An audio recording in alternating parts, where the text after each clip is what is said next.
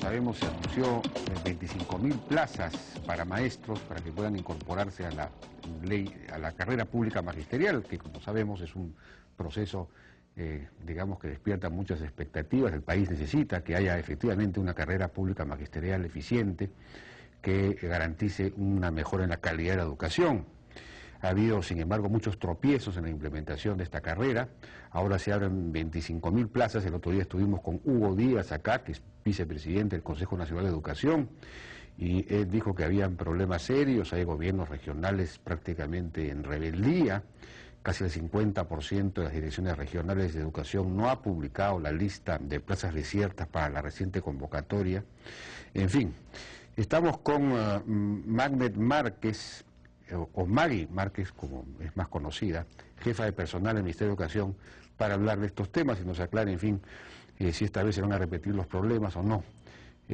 Maggie, ¿qué tal? Buenas noches, ¿qué tal? ¿Cómo le va? Buenas noches, Jaime, ¿qué tal? Bueno,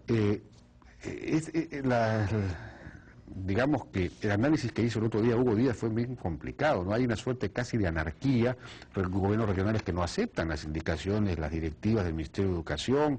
Como le digo, no han publicado la lista de plazas desiertas. Se necesita, según él, concertar mucho más los criterios, procedimientos y plazos para las futuras convocatorias. En fin, aparte de eso, hay denuncias de venta de puestos o favoritismos por criterios políticos, los maestros que ganan estos concursos y ganan la plaza de contrato o nombramiento, pero apenas se incorporan, resulta que son declarados excelentes o la plaza ya estaba ocupada. Todo esto es un caos. Bueno, es bastante difícil, hay que tener en cuenta que es un sector enorme, ni siquiera le puedo decir grande, sino enorme. De hecho, el manejo descentralizado tiene sus ventajas, pero también nos genera problemas. Claro. Nos genera problemas porque evidentemente en este momento las direcciones regionales responden a los gobiernos regionales y los gobiernos regionales pues también tienen algunos intereses políticos o determinada posición política que no necesariamente está acorde con la política nacional. Pero nosotros vamos más allá de eso, nosotros queremos entrar en el campo meramente técnico, porque la educación se merece eso.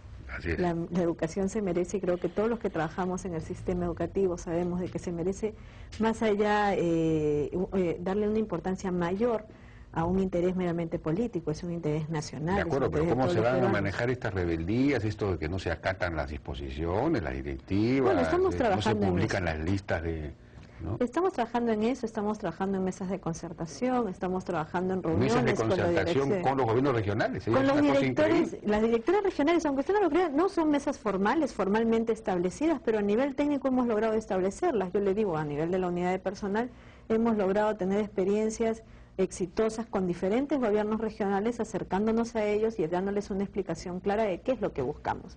Más allá de una posición política, vuelvo a repetir, creo que a cualquier gobierno regional, independientemente del tinte político que pueda tener, le interesa tener un sistema educativo fuerte, dar una buena atención educativa, claro que sí, y tener buenos profesores, y en eso estamos abocados. En este campo, la descentralización es un problema, entonces, ¿sabes? Porque si un país emergente que necesita fortalecer la calidad de su educación como un tema absolutamente prioritario, que tenga que establecer mesas de diálogo con los directores regionales para poder avanzar, es una cosa increíble. Con los técnicos, de repente no me he expresado bien, de repente no estamos hablando propiamente de unas mesas de diálogo, sino unas mesas de información. Lo que sucede y donde se suele generar el caos es cuando tenemos desinformación. Lo que tenemos que hacer es informar. ¿No sería bueno reconcentrar toda esta función del gobierno central? Por el bien de la educación, ¿no? Porque si no es la anarquía.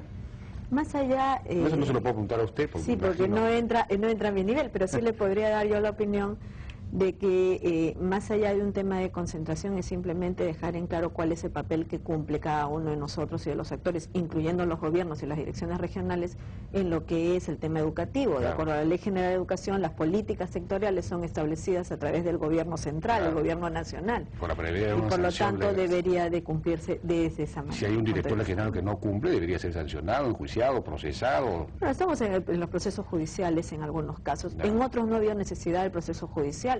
Se llegó a conversaciones con los directores regionales, se les explicó cuál era el problema y qué responsabilidades acarreaba la actitud que estaban tomando, y a Dios gracias hemos llegado buen... ¿Cuáles han sido los problemas mayores, por ejemplo? Bueno, ordenanzas regionales que se han emitido en contra, totalmente y abiertamente en contraposición de las directivas dadas por el gobierno nacional, en este caso por el Ministerio de Educación, incluso en contra de decretos supremos, más allá de resoluciones ministeriales.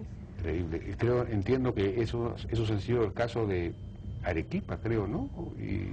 No sé si Arequipa, Ayacucho, Puno, ¿no? Algunos no llegaron a emitir las ordenanzas, pero sí hemos tenido ese tipo de problemas. Ahora, también felizmente hemos logrado tener ciertas vías de comunicación con los profesores, y en eso el Consejo Nacional de Educación y sobre todo el señor Hugo Díaz nos ayuda muchísimo con su blog, que es muy conocido, y entonces hemos podido informar a los docentes de cuáles son las políticas establecidas y cuáles son sus derechos que deben defender. Porque hoy, por ejemplo, hubo una reunión importante de la presidencia del Consejo de Ministros con los presidentes regionales sobre temas vinculados a la primera infancia, etcétera, conseguir metas, y el presidente del Consejo de Ministros,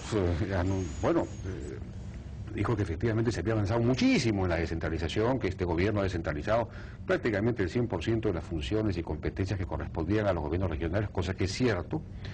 Incluso casi toda la gran parte de la inversión pública ya se hace en los gobiernos locales y regionales, pero debió haber hecho, eso lo presentó como algo positivo, sin duda puede ser positivo, pero también debió tocar estos temas. Oiga, pero estamos muy preocupados porque, por ejemplo, en educación hay anarquía, entonces tenemos que trabajar, pues, este es un gobierno unitario, constitucionalmente somos descentralizado pero unitario, ¿no?